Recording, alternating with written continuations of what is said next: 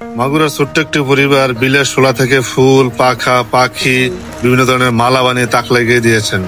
প্রিয় দর্শক, আমি আজকে আপনাদেরকে দেখাবো তারা কিভাবে বিলের শোলা থেকে বিভিন্ন ধরনের চমৎকার চমৎকার জিনিসপত্র তৈরি করে।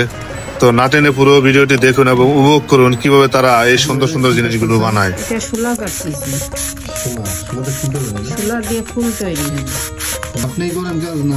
আমাদের পরিবার সবাই করে।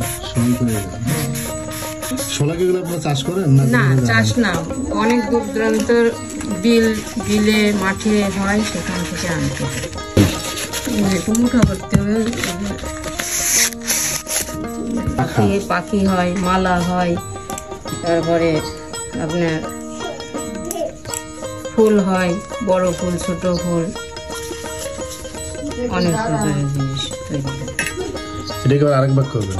হ্যাঁ, এটা ধরেন এইভাবে আবার কাটতে হবে।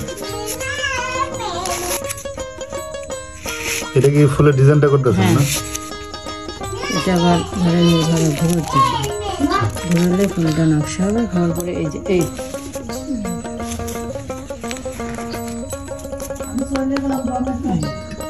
সব বোনা ফুল হয়ে গেছে।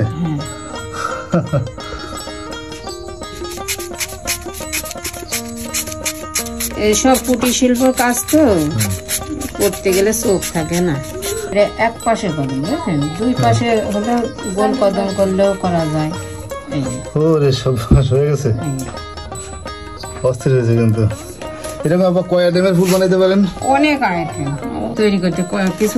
এটা কি আপনি বানাইছেন? হ্যাঁ, আমি পরিবার সবাই বানাইছি। দেখেন এই যে আপুরা হচ্ছে যে শলা দিয়ে এই যে ফুলগুলো বানাইছে। এটা আবার কালার করবেন না? না, এটা কালার করবেন, এই অবস্থায় চলে যাবে। তারা কালার করবে কি? আপু এটা মূলত ব্যবহার করে কারা, মানে কিনে কারা ব্যবহার করবে? আপনার এই যে যাদের বিয়ে থা অনুষ্ঠানে হচ্ছে ঘর সাজানো, গেট সাজানো, এইসব কাজে ব্যবহার করে। আমাদের যেমন আপনাদের ধর্মের যারা আছে এরাই বেশি ব্যবহার করে? না, সবাই ব্যবহার করে। সবাই করে না? ধরেন এই যে বিয়ে থা, গেট সাজানো, ঘর সাজানো,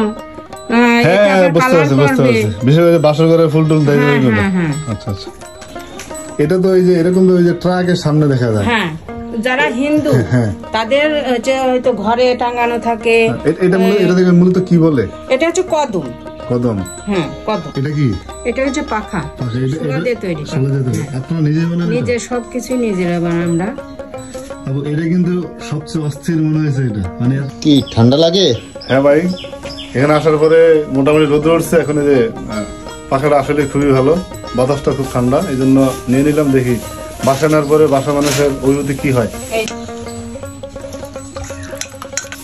এক পাশি কালার হয়,